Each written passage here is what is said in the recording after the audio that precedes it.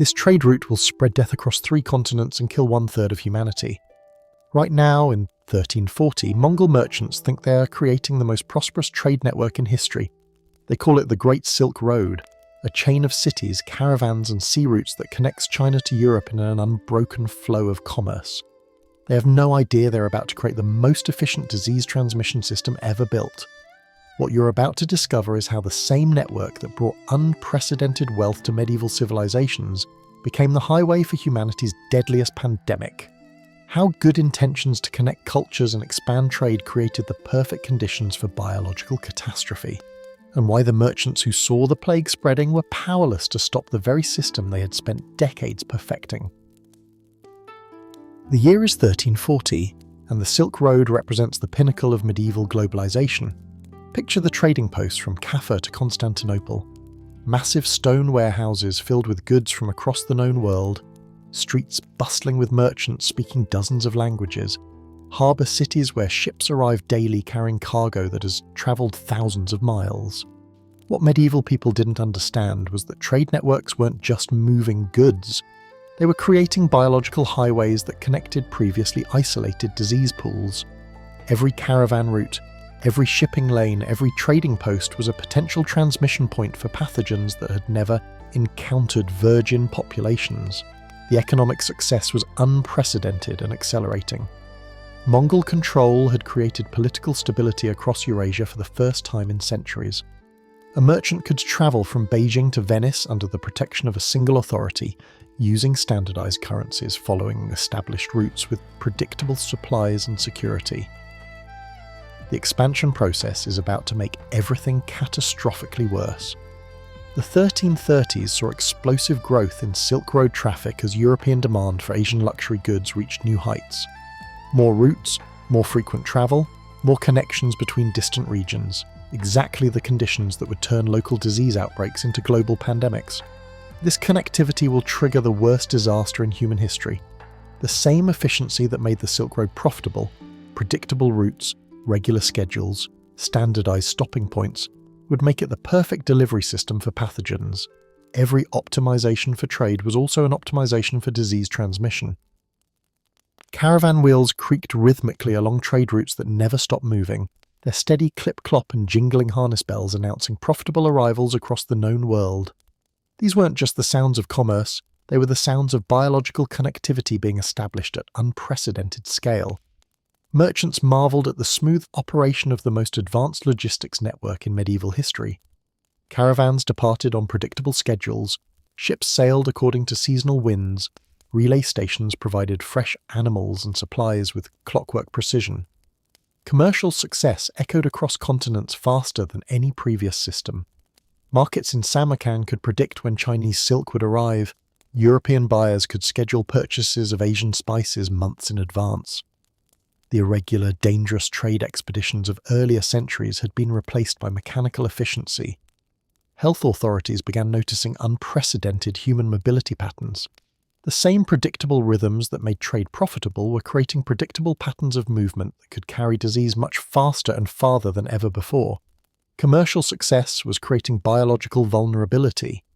Busy marketplaces buzzed with multilingual conversations, constant loading and unloading, steady arrivals and departures. But these prosperous sounds were drowning out early reports of unusual deaths in remote trading posts that most merchants dismissed as local problems. Traders celebrated their network's efficiency while constructing the infrastructure of their own doom. The rhythmic efficiency of successful trade operations would soon carry plague bacilli from isolated Central Asian outbreaks to population centres across 3 continents. Cinnamon from Ceylon, pepper from India, and silk dyes from China saturated the air of trading centres, mixed with leather and sweat of constant travel. But merchants were actually breathing biological mixing on a scale that had never occurred in human history. Caravans carried more than goods. They transported the accumulated essence of dozens of regions, hundreds of animals, thousands of people who had never shared the same diseases. Each cargo shipment was a biological sample from distant ecosystems, each trading post a laboratory for microbial exchange between previously separated populations. International traders breathed unprecedented global integration. Exotic spices proved Asian connections, precious materials demonstrated European demand, while complex aromas of multicultural trading communities provided evidence of biological boundaries being dissolved.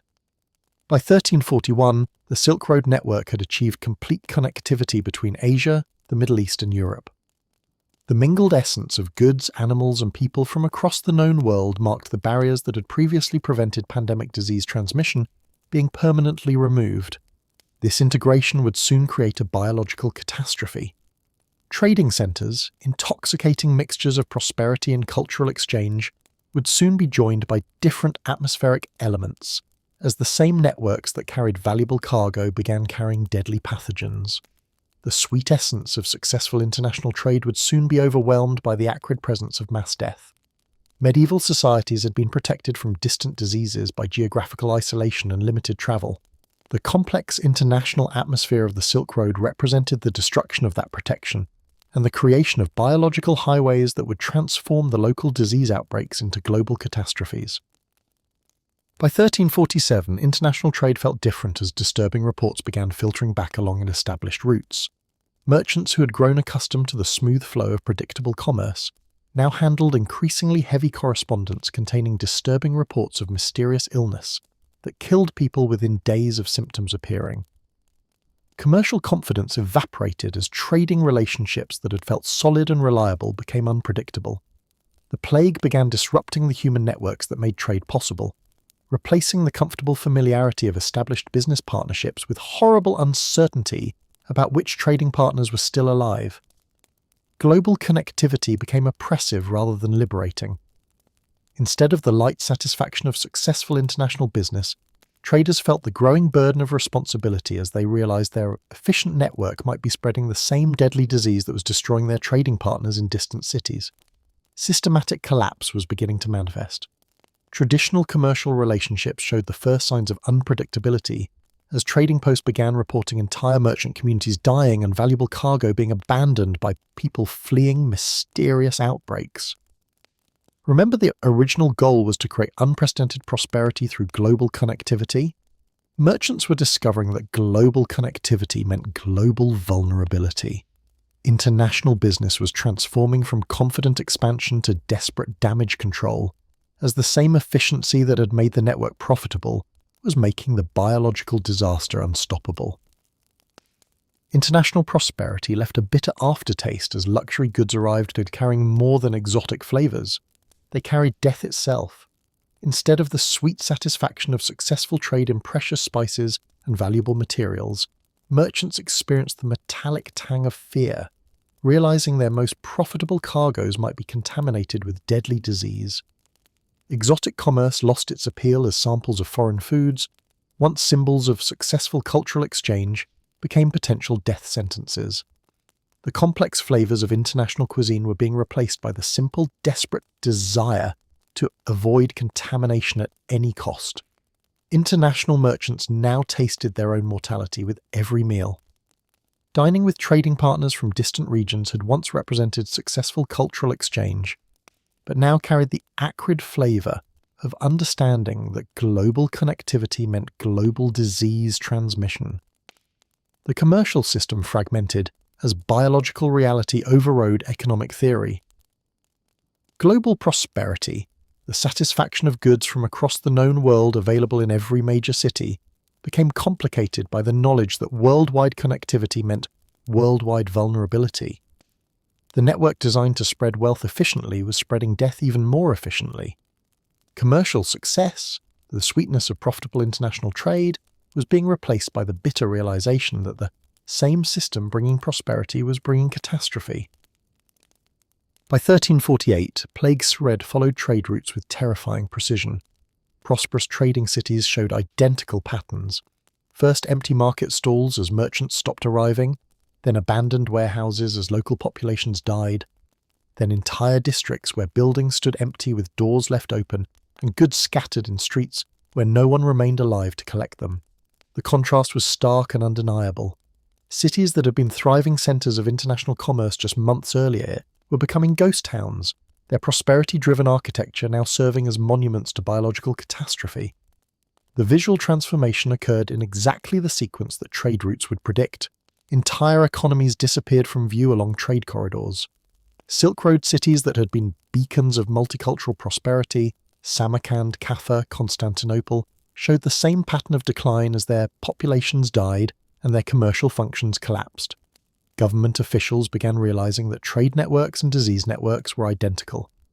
Reports confirmed that plague outbreaks were occurring in exactly the cities and regions most connected to international trade, while isolated communities with no trade connections remained mysteriously unaffected by the catastrophe. Remember, the original goal was to create unprecedented wealth through connected markets? Now entire civilizations watched their most prosperous, internationally connected cities become epicenters of mass death. The evidence was undeniable. The same connectivity that had brought wealth was bringing destruction. The situation was only beginning to reveal its scope. The plague was spreading to secondary and tertiary trading centers with mathematical precision, following trade relationships with such accuracy that it mapped perfectly onto commercial networks that had taken decades to establish. The commercial infrastructure that had seemed like humanity's greatest achievement was revealing itself as humanity's greatest vulnerability. Travelers could watch the plague advance by following trade routes on maps, predicting which cities would be affected next based on their commercial connections to already affected regions. By 1349, international commerce had been completely replaced by biological catastrophe. Instead of busy multilingual trade negotiations, European cities echoed with mass burial, shovels scraping earth for graves, carts creaking under the weight of bodies, and most horrible of all, silence where bustling marketplaces had once provided the soundtrack of prosperity. The catastrophe is now unstoppable. Remember the original goal, or to create unprecedented prosperity through global trade networks? By now, those same networks had delivered the deadliest pandemic in human history to every major population centre from Beijing to London, killing an estimated 75 to 200 million people. Cities told the story of complete civilizational breakdown through their daily rhythms. Places that had once hummed with international commerce now rang with desperate prayers of dying populations, the continuous crackling of funeral pyres, and the eerie quiet of abandoned trading districts where no one remained alive to conduct business. Survivors were haunted by the silence of dead cities along routes that had once been the arteries of global commerce. Entire trading centres, Kaffa, Trebizond, Venice's foreign quarters, had been reduced to ghost towns where only wind whistled through empty buildings and rats scurried, surviving by feeding on human corpses. European and Asian civilization heard the destruction of the economic foundation that had supported medieval prosperity. The complex international chorus of the Silk Road, multiple languages, exotic goods being traded, the busy efficiency of global commerce, had been replaced by the simple primitive struggle of populations trying to survive biological catastrophe. Even with systematic destruction everywhere, surviving merchants continued trying to maintain trade operations. The pathetic attempts at commercial denial continued, small caravans still attempting traditional routes, only to find empty cities, abandoned warehouses, and destinations that no longer existed. Pandemic death permeated 3 continents as the plague followed trade routes with mechanical precision. It wasn't war or natural disaster, it was the industrial breakdown of biology occurring at unprecedented scale. Entire cities reeked of mass death, abandoned trade goods, and collapsed sanitation systems that had supported urban populations. Survivors breathed civilizational collapse. Traditional cities that had once been perfumed with exotic spices from international trade now carried the heavy presence of decomposition, abandoned of food supplies, and the breakdown of all systems that had made urban life possible. Global connectivity has become global death. Port cities that had once carried international commerce, foreign spices, distant materials, exotic goods, were now overwhelmed by plague victims and abandoned cargo rotting in warehouses where no one remained alive to claim it. Every attempt to maintain commerce spread disaster further. The few surviving merchants who tried to restart trade operations found that populations were fleeing at the first sight of foreign travellers or exotic goods, as international elements had become synonymous with death. The trade system was consuming its own foundation. In regions where local populations survived, international goods had become harbingers of death. Foreign spices, Distant textiles, exotic materials, everything that had once represented prosperity now represented biological threat. By 1350, the few remaining trade networks were actively avoiding the most profitable routes because they had become synonymous with death. Successful international commerce was being permanently replaced with biological catastrophe.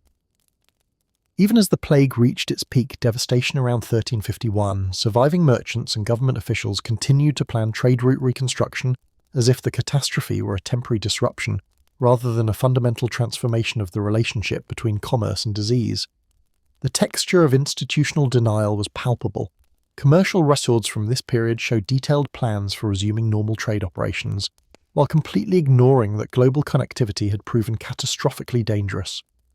The commercial establishment begins the cover-up. European and Asian chroniclers were already rewriting the narrative to blame the plague on divine punishment, astronomical events, or deliberate poisoning, rather than acknowledging that international trade networks had created a transmission system that made global pandemic possible. While merchants publicly planned the resumption of normal commerce, they were privately redesigning trade systems to avoid the biological risks they had discovered too late. Many of the same commercial families who had built the Silk Road used their surviving resources to invest in local production rather than international trade. The solution became creating more isolated economic systems.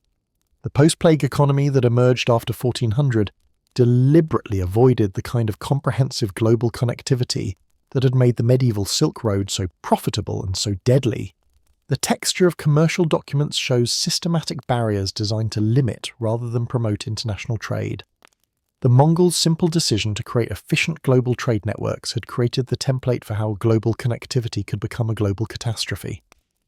The texture of international commerce, desperate to maximize efficiency, brutal toward local isolation, self-defeating in its comprehensiveness, would be repeated by every civilization that prioritized global connectivity over biological security.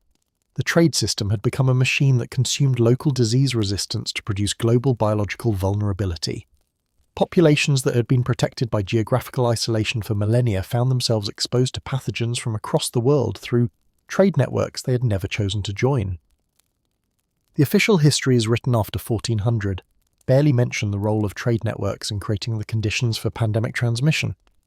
They focus on divine punishment, astronomical events, and ethnic scapegoating, while minimizing the systematic relationship between commercial connectivity and biological catastrophe that contemporary observers had documented extensively. Commercial records from the period were systematically edited to emphasize economic recovery, rather than acknowledging that global trade had proven fundamentally dangerous to human survival.